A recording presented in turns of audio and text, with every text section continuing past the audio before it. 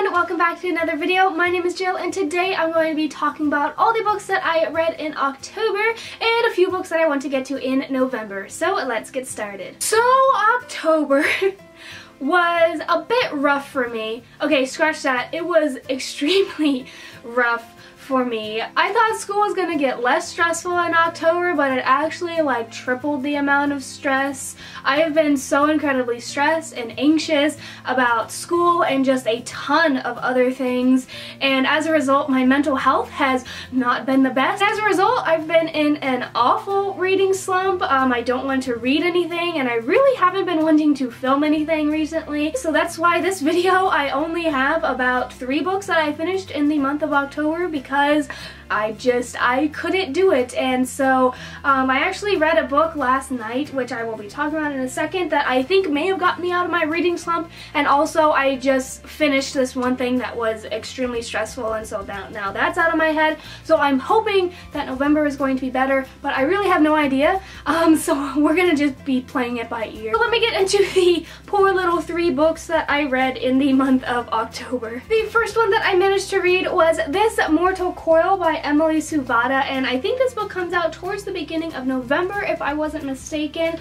Everyone who had read this book said that it was fantastic and I really enjoyed it, but again I was in this reading slump, and so I feel like I didn't like it as much as I would have if I wasn't in that reading slump, just because I wasn't in the mood to read when I was reading this. So I ended up giving it 4 stars, but I will say that the premise was extremely interesting. It basically, I don't know why, but it reminds me so much of the Darkest Minds series, and like, don't go into this thinking that it's the Darkest Minds, but for some reason I just got that feel. It's like a sci-fi version of that. So it's set in this futuristic world where we have come up with the technology to be able to alter people's DNA, and it follows this daughter of this highly influential person for this movement, and she is a really great hacker, but suddenly this plague starts spreading and people start dying, and she has to figure out how to stop this and all this kind of stuff, and it was super interesting. I did have a few problems with the characters and the plot did seem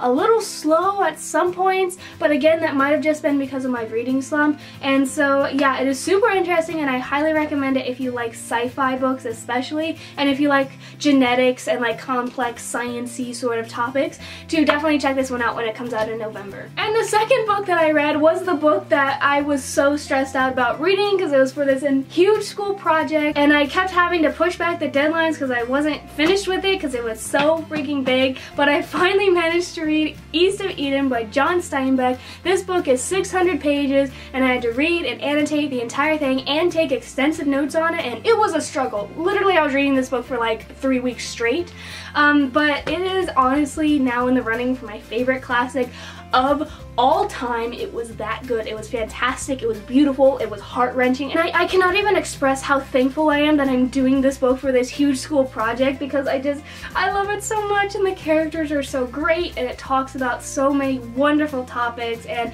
basically it follows it's really hard to explain what this book is about. It's like, it follows sort of multiple generations of all these different families, and basically it just is about that, and it's so good. I loved it so much. These characters are my darlings and I just want to wrap them up in hugs, and even the ones that aren't very good I just want to wrap up in hugs because I love them so much. And the last book that I read this month was one that I completed in 24 hours, and I actually just finished it yesterday at 3 a.m. If you follow me on Twitter, you'll know what book this is. I finally wanted to try to push myself out of this reading slump, and what do I always read when I want to push myself out of a reading slump? A Colleen Hoover book. So I finally ended up picking up It Ends With Us by Colleen Hoover, and I'm still emotionally traumatized from this book. I gave it 5 out of 5 stars. I truly believe that this is Colleen Hoover's best written novel. I still like maybe someday a little bit more just because I related to it a bit more, but this book was, I didn't expect it to be as heart-wrenching as it was. This is the book that I think I've cried at the most in the past year. I honestly was sitting and I was just crying for a solid 15 minutes straight in the middle of the night. Like at 3 a.m. I was just sobbing on my floor at this book. It was so good, and I'm not going to tell you what it's about because really if you know anything about this book it's going to ruin it for you, so really just go into it blind. It is a new adult novel, so if you are on the younger side, don't pick this up because it does have explicitly described sex sex scenes and things like that, but it really deals with really heavy topics, and I think this is an extremely important novel because of the topics that it deals with, and I love Colleen Hoover. One of these days I'm going to go on a rant about why I love Colleen Hoover so much and why I'm getting sick and tired of people bad-mouthing her for being a bad romance author. I really am going to do a video like that pretty soon because I love her books and I think they are very valid. I just have so much to say about people who badmouth Colleen Hoover, but that's for another time. But I love this book and it's fantastic, and I think I might finally be out of my reading slump because of the wonderful Colleen Hoover. Completely and utterly destroyed my entire soul. Oh my god. So those were the 3 books that I read in October, and as far as November goes, I'm going to keep it pretty open, but I'm just going to mention the 2 books that I'm currently reading. One is a school book and one is a book that I was supposed to read this month, but I never did, but I'm currently reading it. So the school book that I'm currently reading is Dante's Inferno, Purgatorio, and Paradiso. We are finishing the Inferno tonight, and this book is interesting. It's pretty darn confusing, but it's interesting. I will give it that. And then I'm also currently reading Nevernight by J. Kristoff. I was supposed to be reading this with my really good friend Christina from Christina's Journey, but like I said, I just had a really rough month and I couldn't read it. And I know she was really busy too, so you know what, but I got to page, what page?